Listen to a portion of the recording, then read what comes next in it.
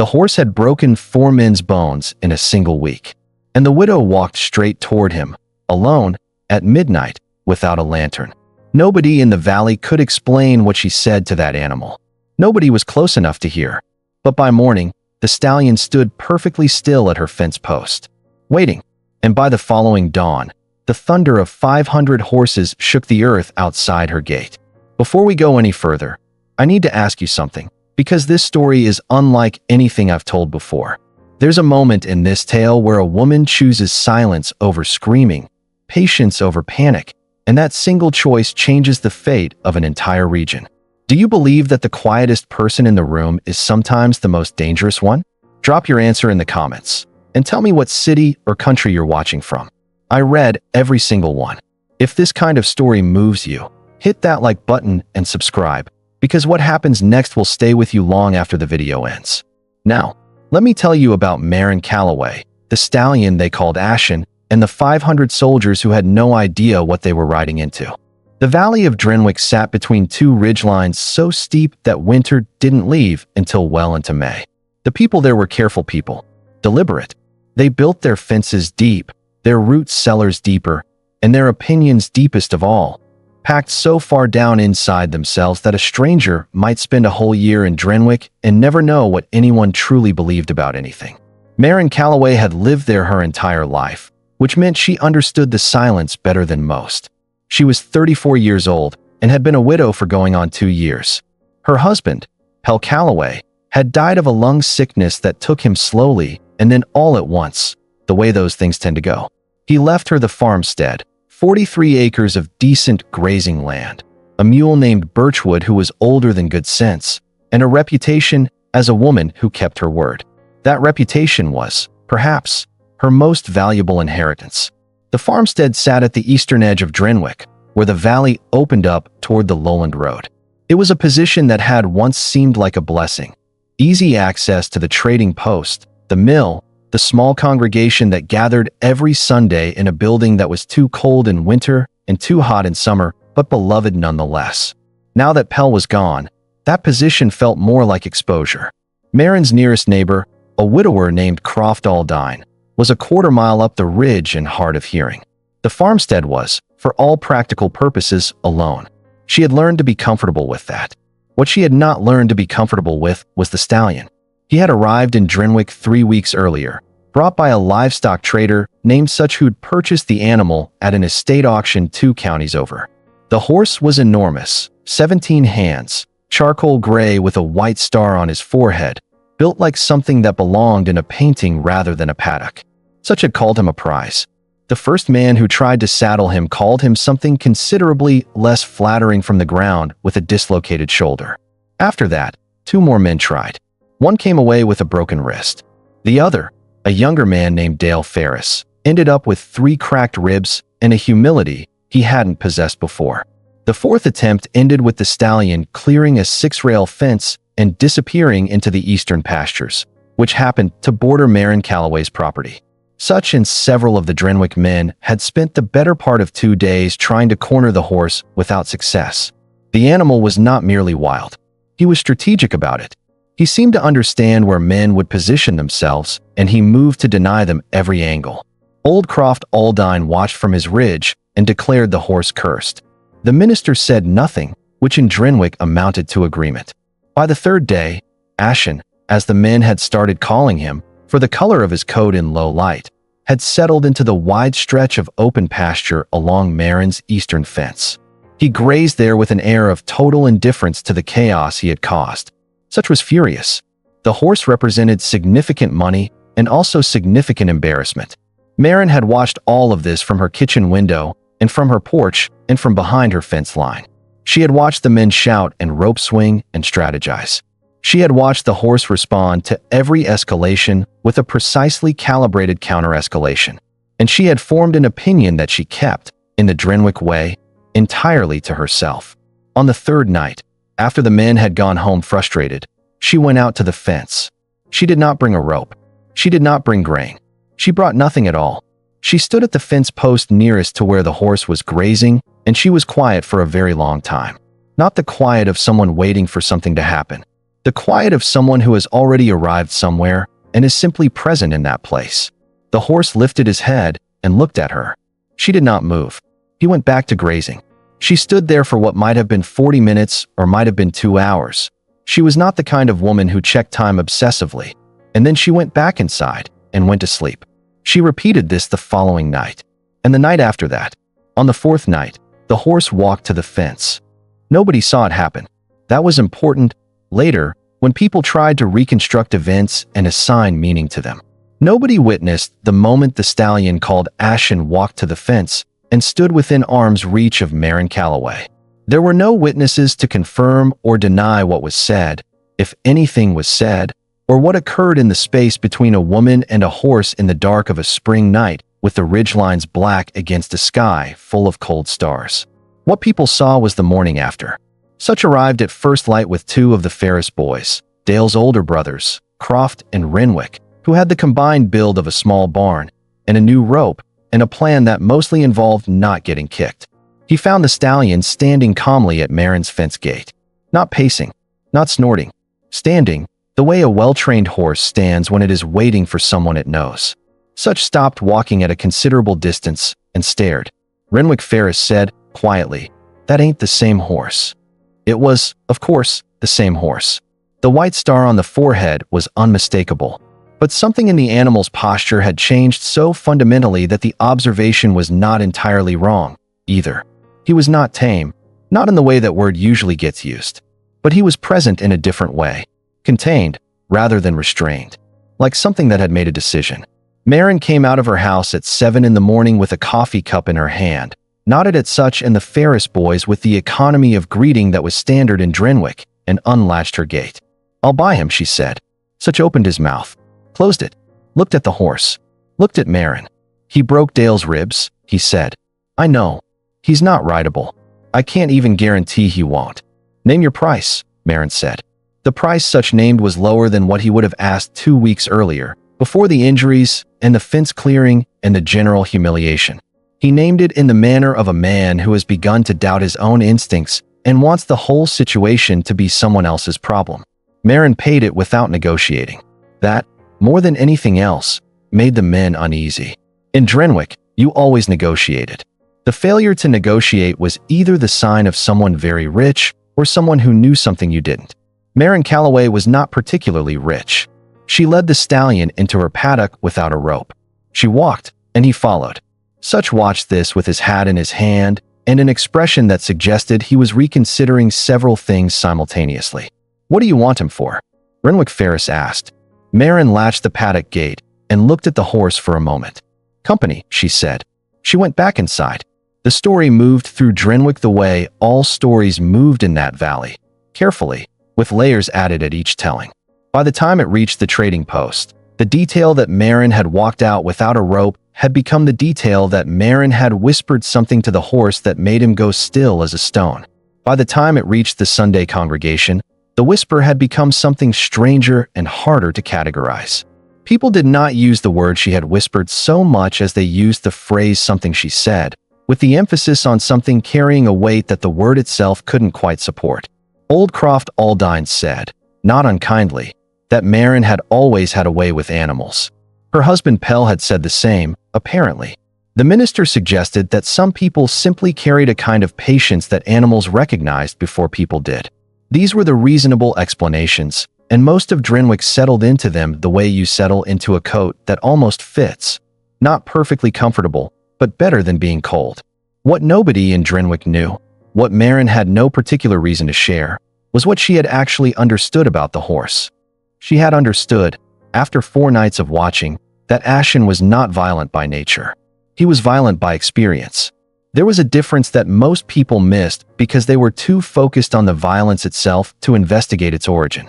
She had recognized the way he positioned himself in a field, always with his back to a natural barrier, always with clear sight lines on 3 sides. She had recognized the way he assessed every approach, not with aggression first, but with assessment, and then aggression only when assessment produced a threat signal.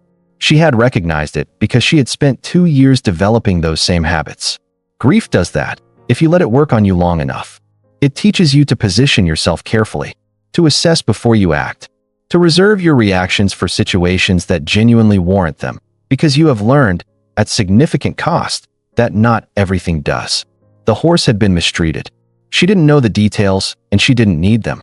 The evidence was in his posture, his eyes, the particular way he flinched at sudden sounds from his left side, which suggested, to someone paying attention, that the worst of whatever had happened to him had come from that direction. She had not whispered any secret to him.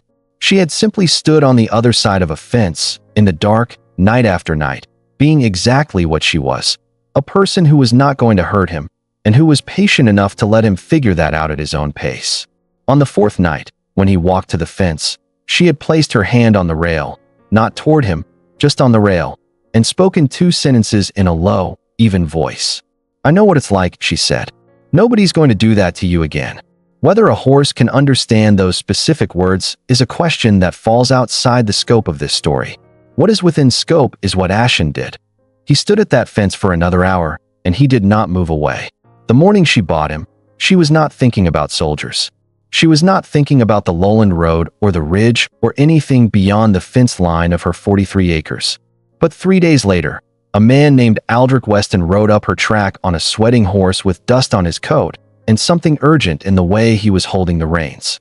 Aldrich Weston was the region's land registrar, a title that sounded administrative and was, in practice, the closest thing Drenwick had to a government official for 200 miles in any direction. He was a thin man in his late 50s with the anxious, careful look of someone who had spent decades knowing more than he could say about more than he could fix. He rode a horse named something that nobody used. Everyone called the horse Clerk, because it seemed appropriate. He dismounted at Marin's gate and did not open it himself, which was the correct thing to do when approaching someone's property in Drenwick. You waited to be invited. Marin came to the porch. "Aldrich." "Marin." He pulled off his hat. "I need to speak with you. About the deed." She came down to the gate and opened it, and he tied Clerk to the post and followed her to the porch, where she poured him water from a clay pitcher without asking whether he wanted it. He drank half of it before he spoke. "You know about the Meridian Compact," he said. "I know of it," Marin said. The Meridian Compact was the kind of document that most people in the valley knew about the way they knew about weather systems that had struck before they were born. It had shaped the landscape they lived in without being directly visible in daily life. It was a treaty, roughly 60 years old, between the 3 major landholding families of the wider Drenwick region and the Territorial Military Administration. It had established, among other things, the terms under which military forces could move through private land during periods of civil unrest. The current period, Aldrich explained, with the careful precision of a man choosing words for a legal record he was composing in his head, was being designated a period of civil unrest by the Territorial Administration. "What kind of unrest?" Marin asked. "The kind that the administration defines," Aldrich said, which was not an answer, and both of them knew it. What he was able to tell her, and what he told her with the specific, careful unhurriedness of a man who understood that some information needed to be delivered in the right sequence, was this. A commander named Garrison Thrace was moving a column of 500 soldiers through the valley corridor. The column was traveling from the northern garrison to a reassignment point 70 miles south. The route, as mapped under the Meridian Compact, passed directly through the eastern pasture land of Drenwick, which meant directly through Marin's 43 acres. Under the compact, Aldrich said, they have the right of passage. 7 days for the column to move through. During passage, the landowner cannot impede military movement and is entitled to compensation at rates established in the compact schedule. He paused. The rates are from 60 years ago. They are not favorable. What happens to the land during passage? Aldrich looked at his water cup. 500 soldiers and their horses. Supply wagons. In May, when the ground is still soft from snowmelt. Marin was quiet. Across the paddock, Ashen was watching them from the far fence, not with the aggressive focus of his first days, but with the particular attentiveness of an animal who has learned to pay attention to conversations that happen near gates. "When do they arrive?" she asked. "The advance rider came through this morning. Column is 2 days out." He looked up at her. "I wanted you to know before they camped on the low road tonight." "Is there anything in the compact?" Marin said, in the tone of someone asking a question whose answer they suspect but have not yet confirmed. that specifies the sequence in which they must cross. Aldrich's expression shifted, almost imperceptibly, but Marin had spent enough years in Drenwick to read almost imperceptible shifts. The compact specifies rite of passage, he said. It does not specify sequence of approach or terms of entry. Then they need to come through the gate. That would be customary, yes. And the gate is mine to manage. There was a pause. Aldrich was a man who understood the law with the kind of precision that came from a lifetime of reading documents written by people smarter than the situations they were trying to anticipate. He was also, underneath that precision, a man who had watched Drenwick get carved up incrementally for 20 years by decisions made in administrative offices 200 miles away, by men who had never seen the valley's ridgelines or the color of its pastures in early morning light. The compact does not address gate management, he said, directly. Then I'd like to speak with Commander Thrace before the column enters my property. Aldrich looked at her for a long moment. He had known Marin since she was a child, had processed her parents' deed, had witnessed her marriage to Pell, had registered the transfer of the property after Pell's death. He was not a sentimental man, but he was an observant one. He's not the kind of man who meets with landowners, Aldrich said. He's the kind of man who sends a rider ahead to inform landowners. He already sent a rider ahead, Marin said, to inform me.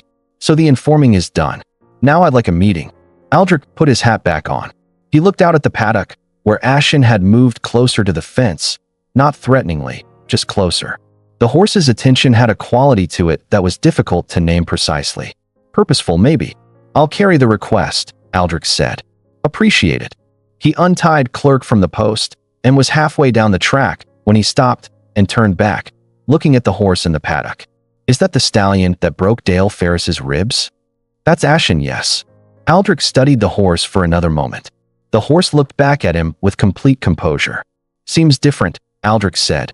He is, Marin said. He rode away down the track, and Marin stood on the porch and looked at the eastern pasture. Her eastern pasture, 43 soft May acres, and thought about 60-year-old documents and the distance between the letter of a law and its spirit. Then she went inside and began writing a letter of her own. The letter was addressed to a woman named Ottoline Voss, who lived in the administrative seat of the territorial capital and who had, 3 years earlier when Pell was still alive and the world was shaped differently, been instrumental in establishing a legal precedent regarding water rights on the South Fork of the Drenwick Creek. Ottoline was a solicitor. She was also, in the way that women in positions requiring twice the competence for half the recognition tend to be, methodical to a degree that other people sometimes mistook for slowness and then deeply regretted. Marin had known her for 7 years. They had corresponded sporadically, the kind of correspondence that looks thin on volume but carries significant weight per letter. The letter Marin wrote was 2 pages long and covered the following: the Meridian Compact, the rate schedule, the phrase terms of entry and its legal ambiguity, the status of the eastern pasture under current deed registration, and a specific clause in the compact's original text that Marin had found that morning in the document copy Pell had kept in the cedar chest with the farm records. The clause was in the 11th paragraph, in language that was slightly different from the rest of the document. A difference Marin suspected was the result of a late addition, inserted at the insistence of one of the original landholding families as a condition of their signature. It read, in summary, that any landowner whose property constituted more than 15% of the total corridor acreage required for passage retained the right to negotiate terms of entry as a condition of access. 43 acres was approximately 18% of the corridor. Marin had checked twice. She sent the letter with the morning mail rider and then went to work on the farm, because farms do not pause for legal strategy and because physical work had always helped her think. She split wood. She checked the fence line along the north boundary, which had a post that had been leaning since February. She fed Birchwood, the ancient mule, who received his oats with the serene indifference of a creature who had long ago concluded that the world's complications were not his problem. She spent time in the paddock with Ashen, who had begun to accept her proximity with what she could only describe as deliberate trust, the kind that knows it is a choice and makes it anyway. In the late afternoon, Such appeared at her gate. He did not open it. He waited. She went to the porch. The advance rider for Thrace's column, Such said, is camped at the Drenwick crossroads. He's been telling people in the trading post that the column will begin entry through the eastern corridor at first light day after tomorrow. That's faster than Aldrich said. Column is moving quicker than expected. He paused. Marin, Thrace is not a careful man. I've heard stories from people in the northern counties. He pushes through. Doesn't stop for gates or requests or, did he respond to my meeting request? Such his expression answered before his words did. His rider said the commander does not meet prior to routine passage operations. Routine, Marin said. That's the word used. She was quiet for a moment. The evening light was coming in low from the west, turning the pasture grass gold. Ashen was at the far end of the paddock, and he had turned toward the lowland road, not alarmed, but oriented. The way an animal orients towards something it has identified. Tell me about Thrace, Marin said. Such, who had a trader's knowledge of regional politics that was broader than most people gave him credit for, told her what he knew. Garrison Thrace was a career officer, 22 years in the territorial military. He was not corrupt in the ordinary sense. He did not take bribes or sell information. He was corrupt in the structural sense. He had spent so long inside an institution that rewarded the exercise of authority that he had stopped being able to distinguish between authority exercised and authority deserved. He moved his column through the corridor because the compact gave him the right. He did not think much further than that. He has 500 soldiers, Such said. And you are one person? Yes, Marin said. What are you planning? She considered the question seriously, which was part of what made her difficult to dismiss. She did not wave off concerns or offer reassurances that were not grounded in something real. I'm planning to meet with him, she said. He refused the meeting. He refused the meeting request. He hasn't refused the meeting itself yet, because the meeting hasn't happened yet. She looked at Such. When a column of 500 soldiers arrives at a gate, and the gate is closed and the landowner is standing on the other side of it, that's a meeting. He doesn't get to refuse that. Such looked at her for a long moment. He was a man who had moved livestock and negotiated prices and navigated the complicated social architecture of 7 different regional markets, and he was not easily surprised. But he had an expression now that Marin recognized. She had seen it on Aldrich's face too, and on Renwick Ferris's face when he watched her lead Ashen through the paddock gate. It was the expression of someone recalibrating. All right, he said finally. He pulled his coat straight and nodded once. All right. He left, and Marin went inside, and she thought about Pell. She thought about him the way she usually did in the evenings, not with the sharp grief of the early months, but with the quieter company of someone who was no longer present, but had left a shape in the air where he used to stand. Pell would have found this situation interesting. He was a man who'd believed, with the simple certainty of someone who'd never needed to argue the point, that the most powerful position in any negotiation was the one where you had nothing left to lose. He had not meant it as a dark thing. He had meant it as a kind of freedom. Marin had thought about that a great deal over 2 years. She went to the cedar chest and took out the Meridian Compact again, and the letter she had drafted that morning, and a second document, a deed survey that Aldrich had filed the previous autumn when there had briefly been a question about the boundary markers on the north line.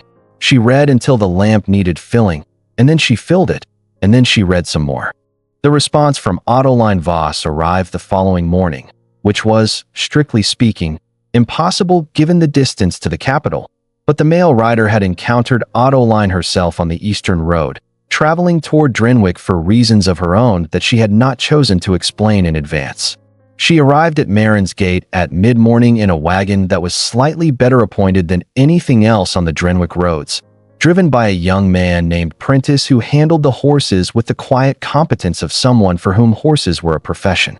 Autoline herself was 51, broad-shouldered, with gray-streaked hair pulled back in the practical way of a woman who has decided that ornamentation is a cost she no longer wishes to pay.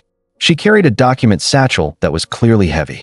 I was already traveling this direction, she said, by way of explanation, before Marin could ask. There's a water rights case in the southern quarter. Your letter was a coincidence. She paused at the gate. A useful one. Marin opened the gate and they went to the kitchen and Autoline opened her satchel.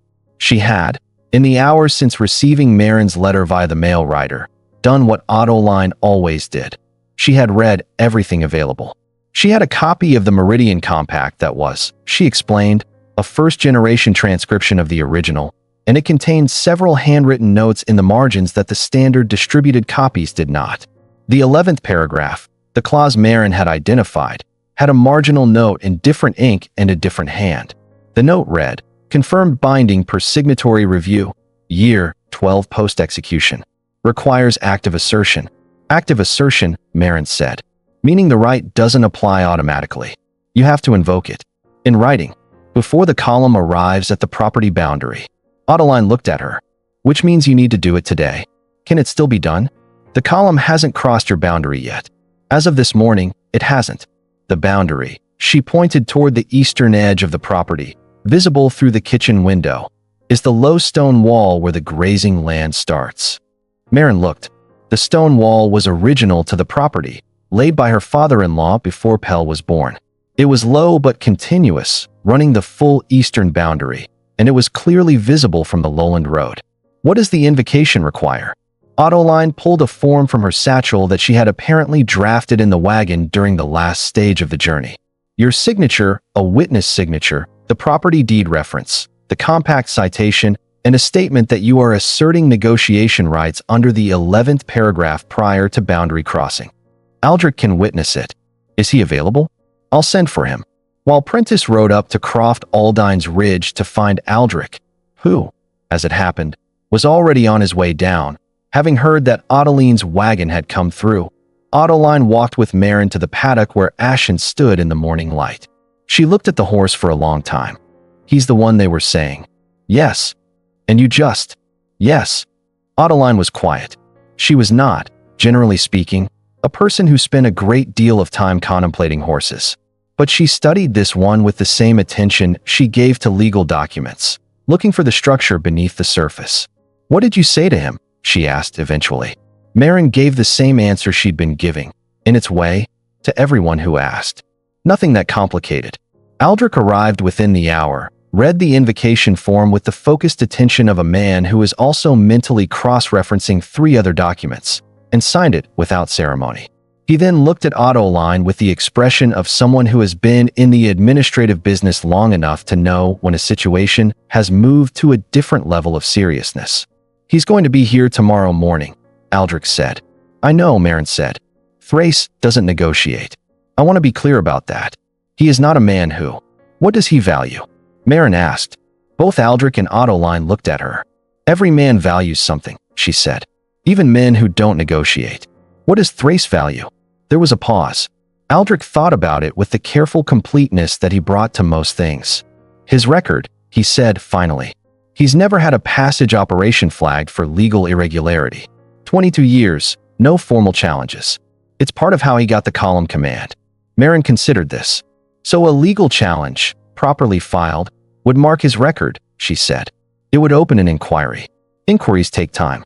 The column has to reach its reassignment point by a specific date, or it triggers a readiness violation at the receiving garrison. Aldrich paused. A contested passage that delays the column would create significant administrative problems for Commander Thrace personally. Not a threat, Marin said. A fact. Technically a fact, yes. She looked at the invocation document. We file this today.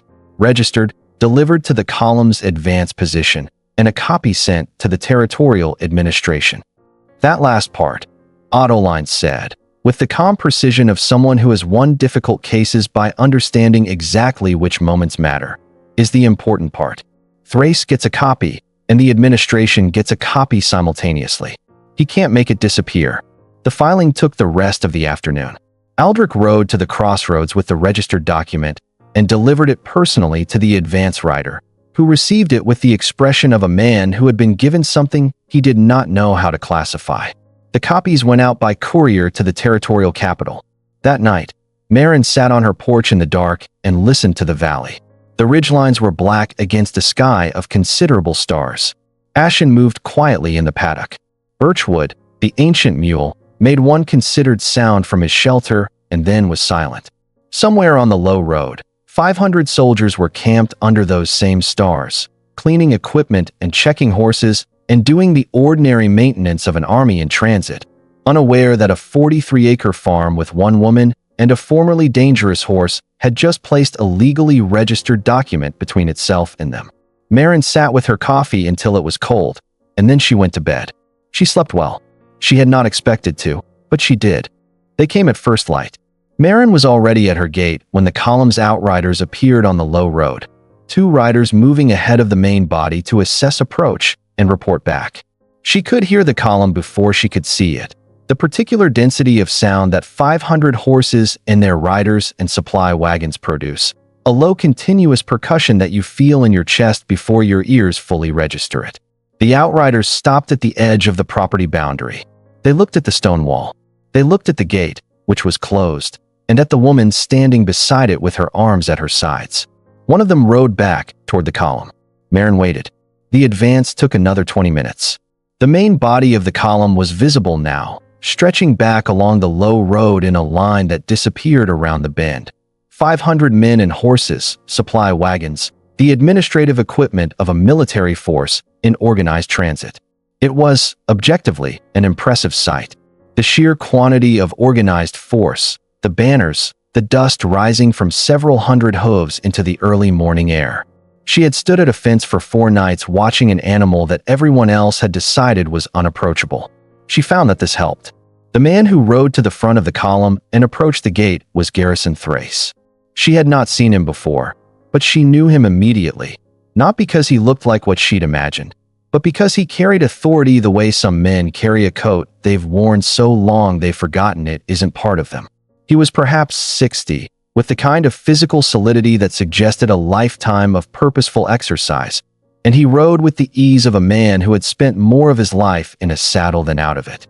He stopped his horse at 10 feet from the gate. She waited. He looked at her. He looked at the gate.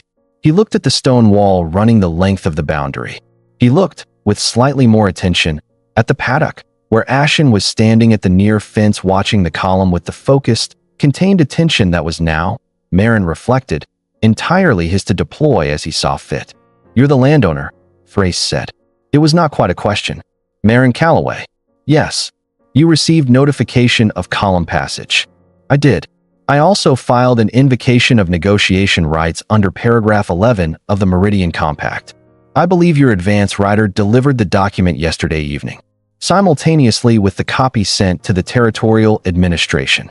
Something moved through Thrace's expression, not anger, not quite, but the predecessor of it. The moment before a man decides how to respond to information that has disrupted his map of the situation. "That document is being reviewed," he said. "It doesn't require review to be valid," Marin said. "It requires delivery before the column crossed the boundary. The boundary is the stone wall. The column hasn't crossed the stone wall. The invocation is active. Mrs. Calloway." His tone shifted to something that people who use it usually describe as reasonable and that its recipients usually experience as pressure applied slowly. "I have 500 soldiers who need to reach their reassignment point within a specific time frame. This is a routine passage. The compact exists specifically to facilitate." "I know what the compact exists to facilitate," Marin said. "I've read it, including the marginal notes in the first-generation transcription, which confirm that paragraph 11 is binding and requires active assertion. I asserted it, in writing, registered, with copies to the administration." She looked at him steadily. "I'm not trying to prevent passage, Commander. I'm invoking the right to negotiate terms of passage. Those are different things." The pressure in his expression shifted towards something more calculating. He had a problem now that was legible to him: a filed document, administrative copies, a timeline. He was running the arithmetic she'd expected him to run, and arriving at the same answer Aldrich had described. "What terms?" he said, and the fact that he said it at all was a negotiation beginning. "3 things," Marin said. "First, the column takes the northern path through the corridor, not the direct eastern route. The northern path avoids the soft May pasture. My land doesn't get ruined." She had walked the northern path with Aldrich the previous afternoon and confirmed it was navigable for a column of this size, adding approximately 4 hours to the passage.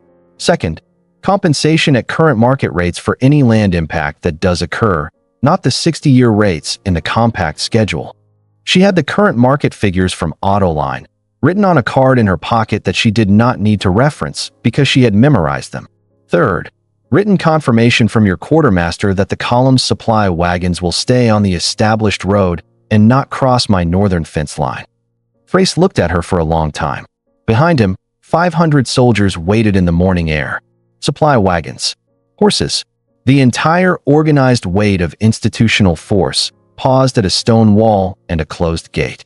Ashen moved along the paddock fence, unhurried, with the particular dignity of an animal who has decided on his own terms what he will and will not accept.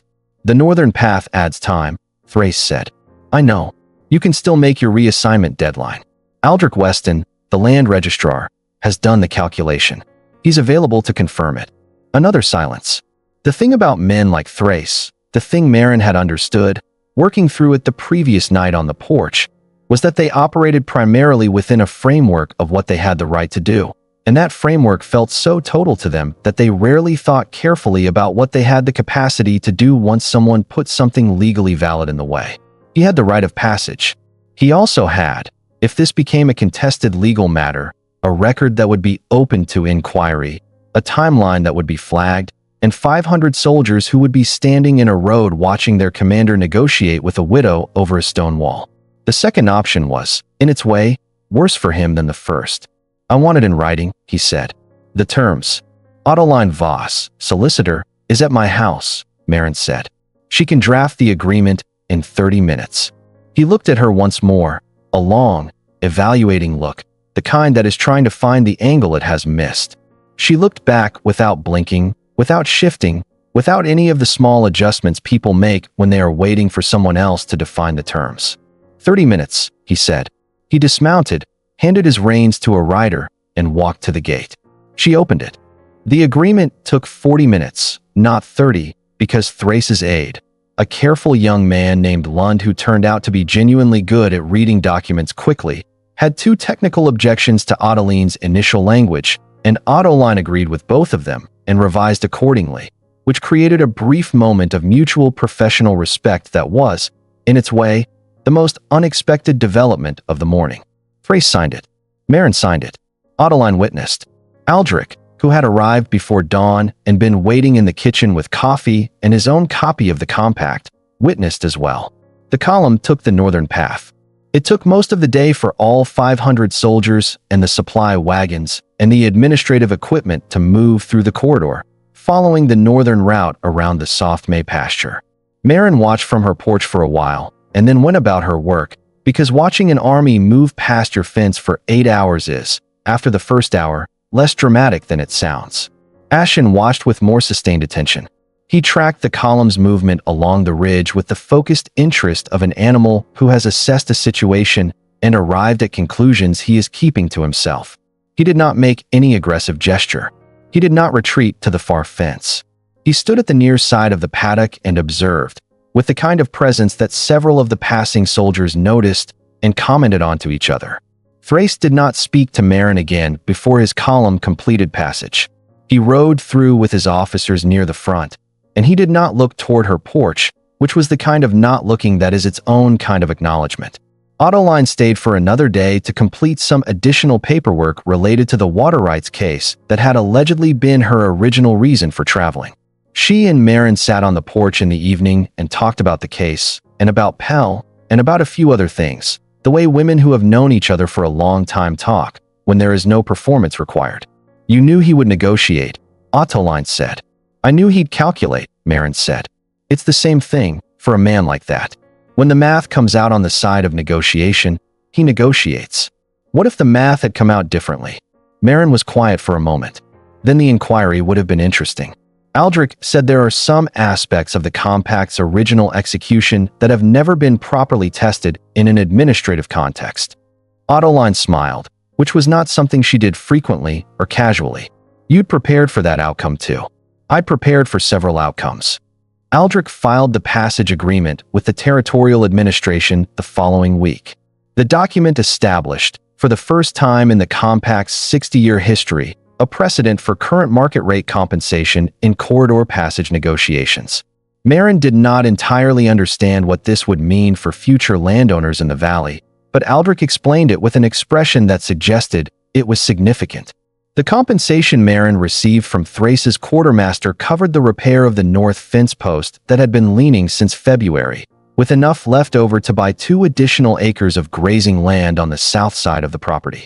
She did not buy them immediately. She thought about it carefully for several weeks, which was the Drenwick way. Then she bought them. Summer came into Drenwick the way it always did, slowly and then completely, the ridgelines going from black to green to the particular dense fullness of July, the creek coming down from snowmelt to a sustainable level, the days extending until the light lasted long past what felt like a reasonable hour. Marin's farm settled into the season with the specific quality that Pell had always loved about this land, the way it responded to attention. Not dramatically, not in the large gestures that made for good stories, but in the steady accumulation of small returns that rewarded consistency over excitement. She planted the South acres, part of them in clover, part in a grass mix that Aldrich's catalog indicated would be better suited to the soil composition there. It was a long-term investment. Clover takes 2 seasons to establish properly.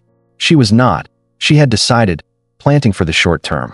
Ashen had changed through the spring and into summer in ways that were difficult to describe but unmistakable to observe. He was not tame. She did not want him tame, and he did not seem to want it either. But he was present in the world in a way that felt different from his first weeks. He moved through the paddock with a kind of authority that was not aggression but was not submission either. It was simply the confidence of an animal who has determined that this is his place and who is occupying it on his own terms. She rode him for the first time in late June, which was not something she had planned on a specific timeline. It simply became clear one morning that it was time. He accepted the saddle with the measured tolerance of someone agreeing to a proposal they've already considered and found acceptable. They rode the perimeter of the farm, which took about 40 minutes at a walking pace, and then came back to the paddock gate. She told Croft Aldine about it the next day. He didn't say anything, which in Drenwick meant a great deal. Such stopped by in July, ostensibly to ask about the South acres, but actually, she understood, to check on the general situation, which was his way of expressing concern without calling it that. He looked at Ashen in the paddock for a long time. "I got a letter," he said, "from a breeder 2 counties over. He heard about the horse. Offered to buy him." "What did you tell him?" "Told him the horse wasn't mine to sell." He glanced at her. "But I wanted you to know the offer exists. It's a significant figure." "I know." He waited. "He's not for sale," Marin said. Such nodded. He didn't look surprised. He looked, if anything, like a man confirming something he had already suspected and found, on the whole, appropriate. Word had spread through the region about the passage negotiation, the way word spreads in rural places, slowly but thoroughly, like water finding its way through stone. Marin did not seek it out and did not encourage it, but she did not deflect it either when it came to her directly. A woman from the southern quarter came by in August to ask about the compact language. Marin directed her to Aldrich and to Adeline's contact information, because she was not a solicitor and she understood the difference between having navigated something and being qualified to guide someone else through it. The woman came by twice more that summer, and each time Marin told her the same thing. The information was available, the legal framework existed. The question was whether she was prepared to sit with uncertainty long enough to see what moved. Whether that advice was about land rights or something else, she left it to the woman to determine. The evenings in late summer were long and golden.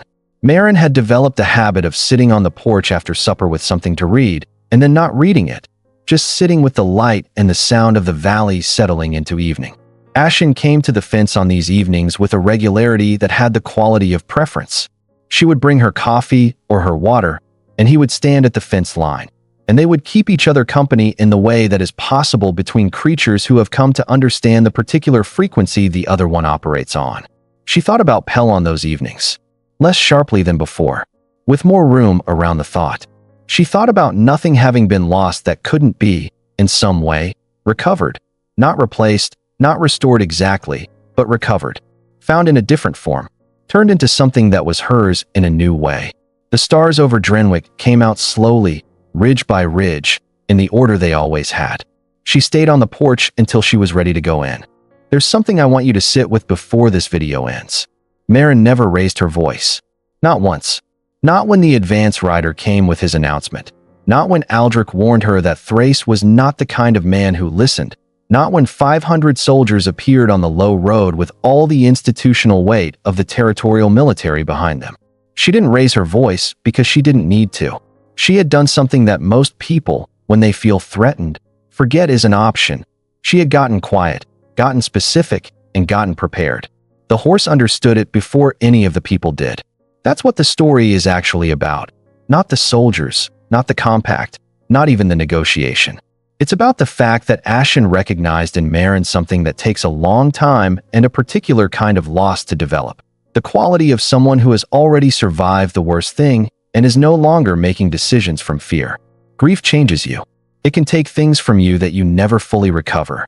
But sometimes, if you give it enough quiet, enough space, enough honest attention, it gives you back something else in return.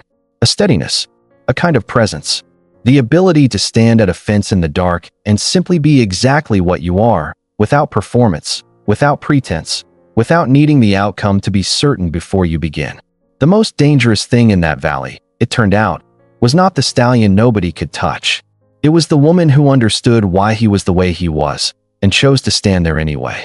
If this story moved you, if there's a part of it that felt like something you needed to hear today, leave a comment and tell me about it. Tell me your city. Tell me what you're carrying right now. And if you want more stories like this, you know what to do. Thank you for being here. I'll see you in the next one.